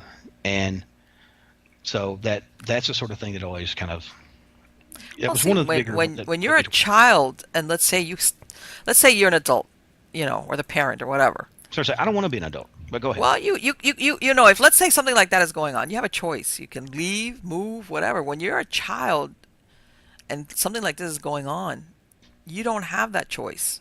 Right. You're dependent on your parent or parents or whatever Hmm. to stay there, leave, do something about it. So kind of you're like hoping that the person in charge is going to do something about it. But when you're a child, and exactly like what you said, when they're having to endure something along those lines, it's almost, or if for some reason they're being targeted, that puts on a hold because they don't have the choice of saying, you know what, I want to move out. I don't like this house anymore. Right. I mean, we actually had some of that with our old house, which at the time, they would talk about seeing a little girl in the stairway, Okay. um, because we had lost our daughter Kaylee. Um, she would go, well, maybe it's Kaylee you're seeing, and they're going, this doesn't feel like family, you Okay. know, which like my youngest girl sort of has the same whatever that I've got. So, um, and I don't know how I feel about that. I kind of hate it. Mine was sort of, I don't know. Mine was a reflex to deal with a fearful stimuli, Mm-hmm. so I can feel like I'm able to function. Okay, Okay. I don't want that for her. I mean, if she wants to be, next generation, whatever, party on. As long as she takes whatever safeguards and whatnot. But it's just one of those things where it's just like, oh great, I don't know. I mean, I guess it sounds bad to say, well, I don't want them to do what I'm doing, but I don't want them to feel they have to deal with stuff because of they saw stuff. I mean, since we have the new house, none of that's been happening. Well, Um, and it's like, and sometimes, well, sometimes those things they come and go. They're like it's a temporary thing. right. Yeah. But like a karma chameleon, Mm-hmm. they come and go. You Yep. know I was going to go there. Come on, it's funny, laugh. But no, well, no, that is very true. And I do think that for whatever reason, that sometimes people, if you want to call it seeing through the veil, has a certain gift, has a certain knowing, the shining, whatever you want to call it. I think that's true. I think probably too many people try to be that, Mm-hmm. or whatever, and I'm just like, I know I can't slam dunk anything, so that's not in my plans or my cards. But we each have certain gifts, be it from your creator or whomever, um, Exactly. and why not use them to your benefit? The fact that obviously, in this conversation, you've learned that I can't shut up, and I'm gonna just yap, yap, yap. That's why I went into doing radio. That's the reason I'm an entertainer, Um, and like I said, But let I'm me sure tell these you people something. You are so super entertaining. I swear, you really, really, truly are. You're great. if if I can leave any interview and people will go, maybe, oh well, that's not what I expected. I thought maybe this guy was going to come in here and either be very long-winded and like this, or be so full of himself. I don't want that. I want to. Like I said, I'm about this far from being like a horror host. I'm so I have to keep myself from being so completely kitschy, you know, because I love that. I love that crap. But I also know there's a certain professionalism you got to bring to things, and a certain Sure. respect for the people involved. Now, I will joke off a thing a little bit to kind of lighten the stress of things, because it seems to work. But obviously, and that's one of the things we hadn't really talked about. When you take things to people, and depending on their cultural, religious, whatever beliefs, Mm-hmm. backgrounds, and what they can, spiritually eat. You know what I mean? Like, okay, they are squares. Okay, they're a round peg, and I'm trying to bring them a square and go here. This is what's happening in your world. It's not It working. doesn't always fly. I kind of go here. It's like Rod Sterling said, for your approval. Look Mm-hmm. at this. You take away what's from it. Now, if I definitely don't think it's something that's life threatening or whatever, I'll say this and that. Usually, my first thing is if a child's being harmed or something like that, it's like, I don't know what your religious convictions are, but if you have any, maybe talk to a deacon or a priest or Yeah. shaman or whatever. But it's not necessarily has to be that. You can protect yourself spiritually without that, and that would probably help with this and that. And then you do follow-ups with them and check with them. Sure. And I've had people I've helped or try to help say like I'm Salvation Army, like I'm helping them, Oh, but I mean I try to, but I had a family that well, I thought it was the kids that were just playing with the Ouija board. okay. Come to find out, it was the mom too that was getting the kids into it and doing a lot of, which candle magic can be like very innocuous. As a Ouija board, if you respect it, have you ever heard of? Do you know who Tim Shaw is? Tim Shaw. You need to know Tim Shaw. No. He is a strapping, handsome man, and very well educated on Ouija boards. His family is from like a long generation of spiritualists. Okay. I I've had people go, do you know how much do you know your family tree? And it gets kind of muddled after my grandfather. And they said, I would not be surprised if you've had some sort of lineage of spiritualism, which I've always leaned more towards spiritualism just by nature. But he's very knowledgeable about this. And it's like, okay, well, you're not going to give a handgun to a 2-year-old. You're not going to put a 5-year-old behind a car. If they don't know what they're doing, they can cause great harm. And he says, if you use this, And you properly, don't do it the right way exactly.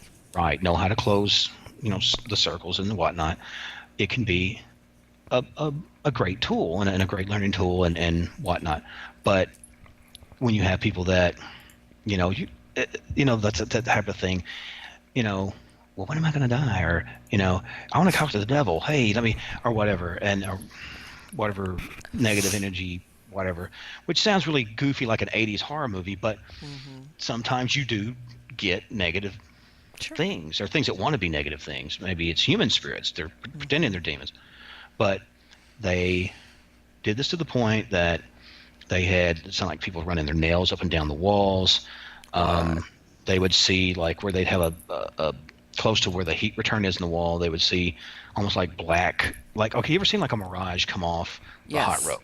Now, this Yes. is not emitting any heat at all. It's sucking air in. You would see like the fluttering like black heat coming up off of it, Wow. and stuff like that. We went there, had it done, blessed all the rooms, anointed the doors with oils, stuff like that, and said a prayer. Which I know it sounds very new agey, It but works. that's where they were at, so that's what I honored. And I will tell you the other spooky thing that happened. There's a couple spooky things, but the one thing, I went to the bathroom. That's not spooky. That can be spooky, but I went to do. Okay, just cut that part out. I went to. Oh, absolutely not. No. Okay. Keep going. Okay. Well, I went to the open door of the restroom, and I went inside every room, and I would go to the corners and do this and that, very, very straight. And I went to go in the room, and it was like my body went. Like, no, it wasn't like I wasn't sitting there like I'm pantomiming, like I'm acting like I'm in a box. It was like I physically could not step into that room. And Wow. so I just kind of said the Lord's Prayer, turned around and walked out. Felt extremely uncomfortable. Definitely felt a presence. I felt like whatever was in the room wanted to kill me. That's the only way I can say it. So I went walking out. I'd had a voice recorder we set up in that room before we started it. Okay. And so I come out. My wife's going to go get the voice recorder, and because we always work together. It's kind of I don't want to say like, oh, we're Ed and Lorraine Warren, but we had that type of thing, that husband and wife team. Right. So here we go, and she goes to get it, and I kind of stop her, and she's like, oh no, I gotta get the recorder, and I'm like, no man, you're not hearing me. Go out the room. I'm not going. I'm not one of those guys with a pinky ring. Give me some coffee. Get out of here. But no, you don't. No, I'll tell you out here. Let's get the frick out of this room. And so I kind of told her, I said, what I've experienced. Well, so then we listened to the recorder. Oh. And you know the part where it says, "In the name of the Father, and of the Son, and the Holy Ghost, Amen." Okay, you may be familiar with that. And when I would say it, it said it back to me. It said it back to me, but like not cool. It said it like I would say, "In the name of the Father." It would go, "Father," Holy and I say, crap. "In the name of the Son," and it was almost mocking, like the Son, Holy like sh- that. And I said, it gives me freaking goosebumps now talking about it. I know. I'm like, listen. It's like, And what? and I said, "Amen," and it went, "Oh man," and it has this weird, like fuzzy background crap. Well, Okay. we Let blessed me it. ask you. You heard this later when you were already at home? We heard it on the EVP. No, if I heard it then, I would have been like curly out the wall, like Okay. the outline of me. No, like I said, I mean, yeah, I'm not a tough guy. I'm not that guy that runs up, "Come at me, bro." That ain't me, because I know what some of this stuff can do to you. Right. Um, so we heard that, and I'm like, oh, it was like, holy crap, seriously? And and yeah, it was really weird. It was so strange because I've Weird never is had not anything. exactly the word I would use for it. I'd be like, douse Yeah, myself in holy water. It's like, no, no, yeah. I mean, if I'd heard it, it would have been, I'd be stopping at the store for some new Hanes. No, I'm not with that. Like I said, because I mean, that's what I'm trying to tell you. I'm kind of a scaredy cat, but I'm also want to make no, sure people are okay. But I'm not trying to be a tough guy, but I know exactly. sometimes you got to step up. So Yeah. anyway, but yeah, that was pretty freaky. But what happened is we cleared the house, did this and that. Everything was like easy peasy. Everything sounded like it was normal. Well, about a month and a half later, got a call from the lady. It was like 2 in the morning, That's not and good. well, that's not good either. I mean, you're getting a call at 2 in the morning. Uh huh. It's like, who's this? But it was like extended family. But and they said, "Need you here," and I'm like, "Pardon me?" And said, "Stuff's going off." And I said, "Look, I just got off work. If need be, stay at your sister's, or somebody will come out tomorrow." Well, come by. Yeah, same sort of feeling was back. All this and that, and we went ahead and did a walkthrough with the oils and whatnot. And I said, "What's going on?" So I don't know. I don't know. I said, "Look, everything was fine. Now we're back. What's going on?" Well, I said, "You stopped all the magic stuff, right?" I was about to Yes. say, then the truth really Yeah, it comes says, out. "Well, yeah, yeah, just like a little crystal stuff and runes and this and that." And I said, "I think you're obsessed. Yeah. I think you're obsessed." I said, "This is the last time I'll be here." And I'm not trying to be a jerk. I'm saying, but you're putting your kids' Yeah. well-being and all that at risk and Exactly. and stuff. And they didn't want to hear it, but and then, like I said, I'm not the Dr. Phil of the paranormal either. I'm not going to sit here and kind of berate you and give it to you hard. It's just a thing of going like, look, we're taking out time from home. We don't charge a cent. I know some people do. That's your choice. I don't. And short of me having to travel like to Louisiana or something, if they want to help with gas, that's fine. But we never charge for any of that. Well, Um, you know what? She called you up supposedly at 2 in the morning, but she's so scared. But it sounds almost like, but not scared enough to have stopped it. no, I mean, like I said, it's that thing of going. It's like the alcoholic guy. It's like, Yeah. well, one sip ain't gonna hurt me. Let's street through the quad. That's what happens next. It goes from 0 to 60 in a heartbeat. And the thing is, once you are, how do I explain this? Um, Once you're kind of exposed to that, I don't say you're stained. That sounds very dramatic. I'm But it's stained, pretty accurate though. stained by the paranormal. But But you, but it's you accurate. are. You are. It's And accurate. once you've encountered dark stuff like that, you really got to leave it alone. Oh, absolutely, absolutely. You Because, cannot.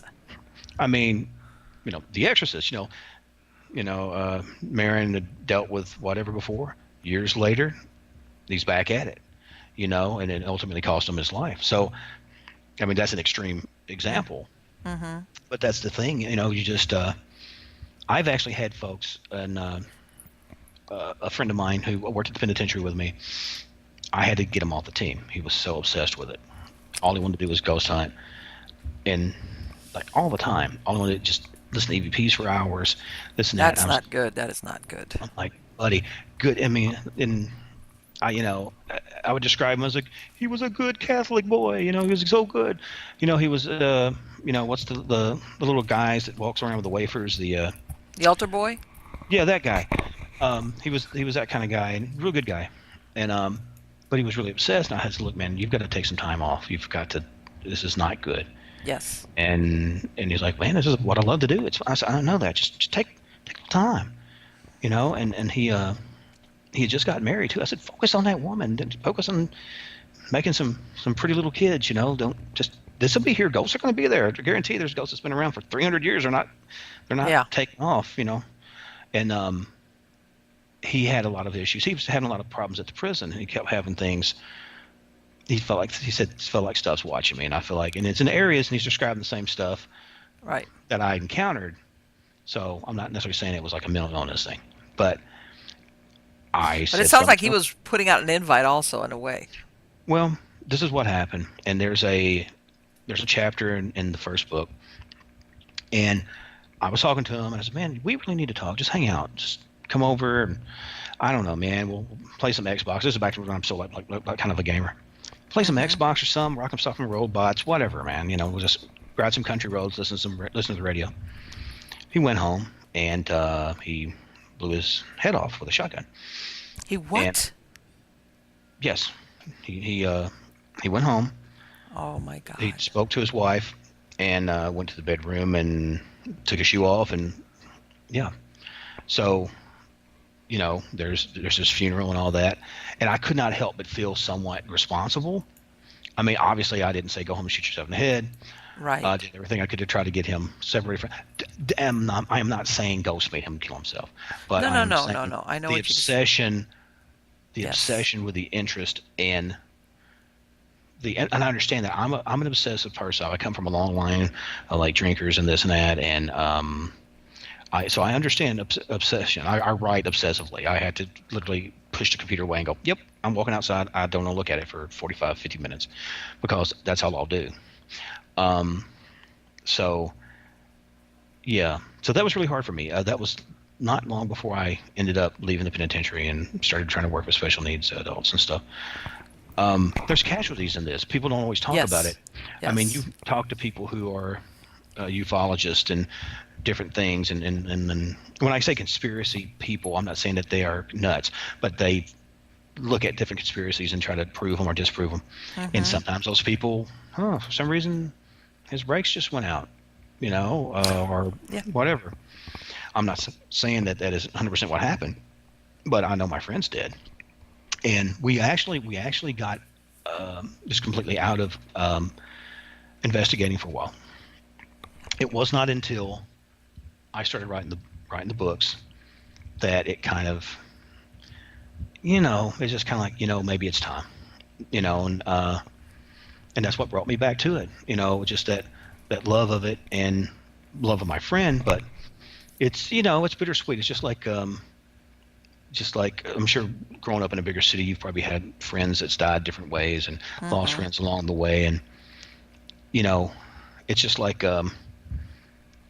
I can't. I don't want, and he would not want my interest to be like I can't. That I have to cut that out of me now, where, Right. where Well, I can never ever do that because that would kill him. but you know what, Steve? You are not. It, You're not the first investigator that's described. Because, like you said, there's people that sometimes get into it, and within a couple of years, they kind of fade out. Either it's not right. what they thought, either they get scared, or it's boring sometimes. But almost every investigator I've spoken to that's been doing it for a little bit describes maybe not something like that, like where they lose a friend to suicide, but where they have to step back from it and like not not reduce it, like step away from it totally, Right. because they kind of think if I don't, It'll it's consume you. it's gonna hurt me and hurt my family, and it's I gotta stop it. And then, like you said, a few months go by, sometimes as long as a year, and then they start going back into it. But they themselves realize I have got to totally withdraw myself from going out to these places or listening to people call me up and tell me these things that are going on, Right. or in this case, coming up against what you described, Right. that's pretty dark. Okay, that's not a dead person there, just a good old dead person that got lost along the way. Right. Well, and that's the thing for me. I left at the end of 2010. I didn't really start. I mean, I was writing the stories down, Right. and I would follow certain phenomena that's going on, and listen to old Art Bell stuff, Mel's Ho and all that Mm-hmm. crazy stuff.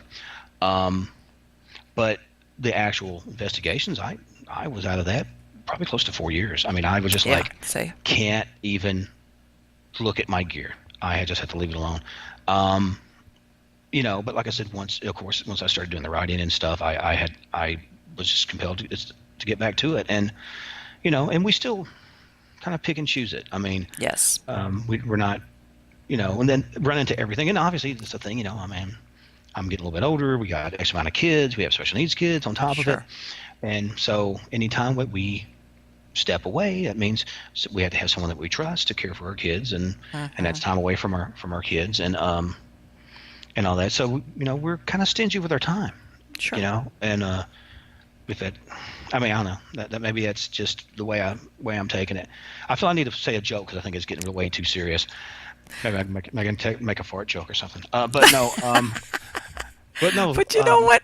But you're absolutely right. I'm glad you pointed that out because you have a lot of people out there that unfortunately they think that it's that the real paranormal investigations, research, or whatever you want to call it, ghost hunting, is almost like what the reality TV shows show, and it's not. You either sometimes it's really boring because nothing's there, right. or you get into these situations where you get into something dark, and despite what your client is telling you as about, like, I have no idea, Uh-huh. wow, or why this happened, and then later on, Yeah. the I don't truth know comes why out. there's a pentagram in there in my back bedroom. Oh, Yeah, you have an altar. Okay, that's yeah, that's cool. Oh, well, we didn't think that was important. You think? I don't know. I mean, and then yeah. again, people have, different beliefs. You know, our son from Thailand, they were all Buddhist. Mm-hmm. And because Thailand has like Buddhist and Hindi and different things. Right. Um, and that's okay. We had actually bought our little son a little Buddha, and then if he wanted to pray to that, that's fine. If he didn't, that's fine too. We were not about cultural appropriation is not the word. Cultural whitewashing. We weren't Right. about that. We wanted him to stay connected with his culture if Right. he wants that, and have different things from there that he enjoys if he wants that. But um, it is one of those things where when you're bringing a person into stuff, sometimes people don't look at themselves, look kind of under a microscope. We'll do a little bit of self check because person's coming in now. Not everyone's going to be as open minded as us, Right. and a lot of people are going to just totally just write the whole situation off, or they're going to go, they're kind of like hard nuts and just obsessed with the paranormal, and they're Mm-hmm. of course they're seeing this because their walls are covered in everything, and this is coming from a guy. I've got little air quote haunted dolls and things from different little hauntings and stuff that people gave me, and my wife loves it. She loves it, but she's like, oh God, can you put them somewhere else?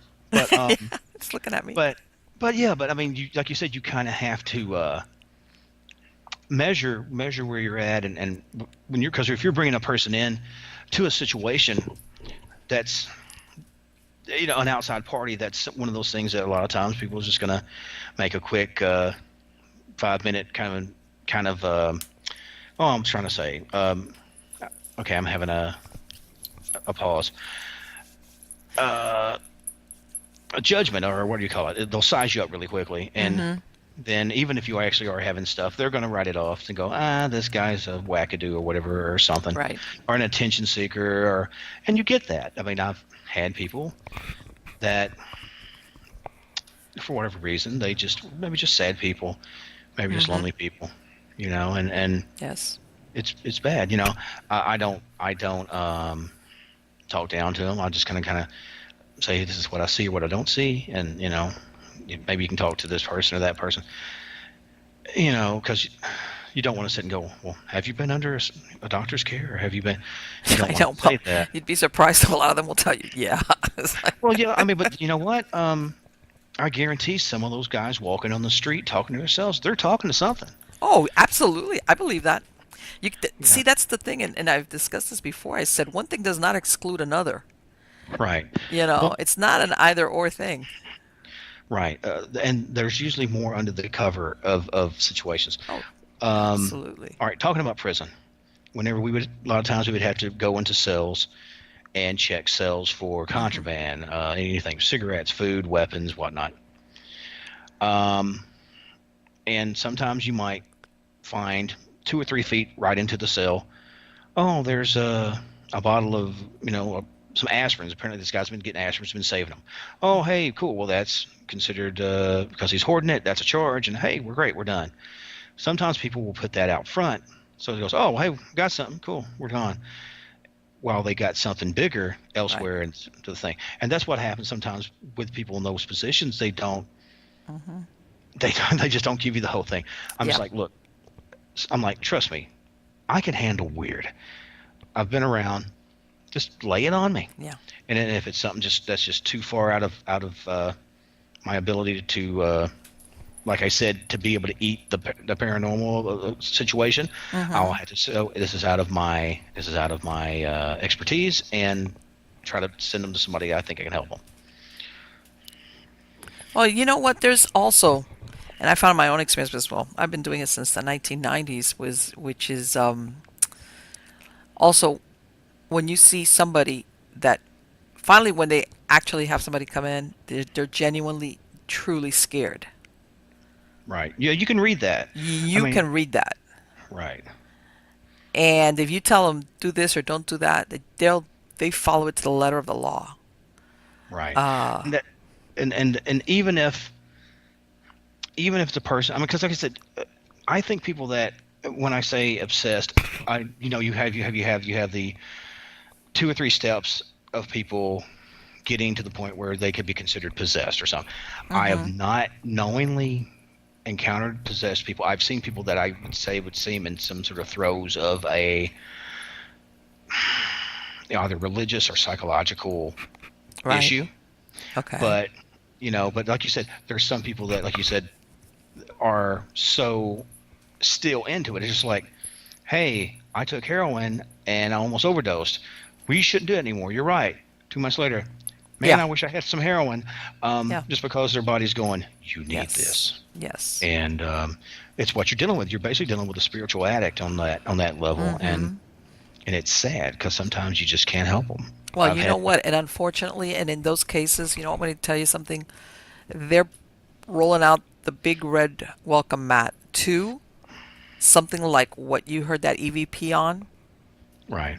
It's like, oh, I've got somebody saying, come on down.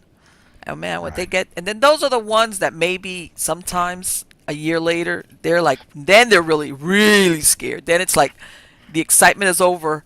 I am, or they're, horrible, horrible things have happened to them or their It's families. well, it's almost like an abusive situation. Things get really crazy, and Hmm. then it calms down, and everything's sweet. Yes. Well, the guy took a swing at you 2 months. It may not be a year or something, but odds are he'll take another swing at you. Um, I make a lot of movie quotes. I'm a huge movie file. Um, to quote Mr. Joe Dirt, "This is how you want to be when Jesus comes back." If you're gonna have if you like you said, if you put out negative, you're going to get negative. Yes.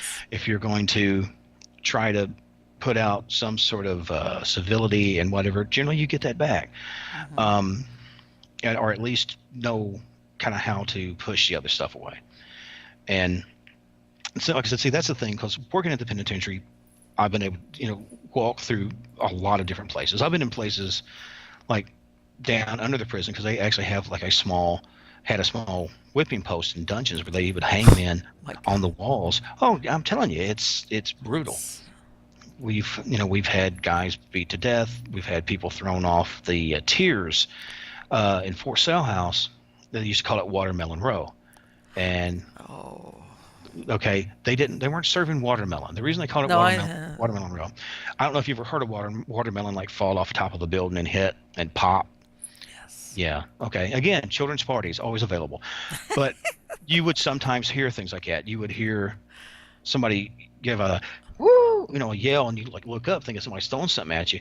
There's nobody there, and Really? everyone's out of the cell house. You know, and that's Wow. every day. That was just normal. But like I said, I never had. I don't know if it would necessarily be an honor to have been at Western State, but I never had free reign to go through it. I actually tried to set up tours to go do Okay. that, but it's a still. And I understand both of these, Western State and Kentucky State Penitentiary, are still functioning facilities. Wow. I didn't know if you knew that. No, I wasn't. Both are I wasn't sure if they were still, working, especially the asylum part, the hospital part. right. Well, like I said, this is Kentucky. We're gonna squeeze it. If it's a cow, we use it. We use everything but the oink. I mean, that's the nature of the place. It's a use it up. And so that they're not gonna take that penitentiary down, or the Western State Hospital, until something better comes along. They're thinking, hey, we put however many quarter million whatever in it like 100 years ago. We're going to squeeze it for as many Yeah, hundred years we as we still got can. some something in there, but The it's bottom line no, is yeah. That I mean, I'm penitentiaries sure that those penitentiaries walls, if those walls could talk, it'd be like what? well, I mean, sometimes they did. I mean, and that's the Yeah. thing. But um what was I going to say? I'm sorry, I blanked out. It's one of those things where, just like the penitentiary and Western State and all that stuff, um hospitals, or especially prisons, are moneymakers for communities. It's um They it's just a employ, fact. right? We would not have. I mean, America has more. Now, I'm not getting political. America, the way I understand, has more incarcerated members of society than any other country. Mm-hmm. We have more penitentiaries per capita, I think, than I don't know, maybe somewhere like Venezuela or something like that, or Brazil or something might have more. But we're all about that prison life, and so, and it's became kind of a part of the culture here. That's what's so funny is, if you live in an area that employs, let me see, let's say 200 or more people in the community, which means by fanning out you take care of probably several thousand, Right. and that's happened for well over 100 years. It's it's sort of I'm trying to find the best way to describe it, because it's not. I'm not trying to be disrespectful to anybody there, but it becomes a necessary evil, Mm-hmm. and some of us have fed from that evil due to the fact that that's where we work, even though our inclinations and are to try to help and Right. But be good citizens, but we still. It's just like people that work for ambulance services. Thank God for them, but they to a certain point thrive on misery. It's just a sad part of life.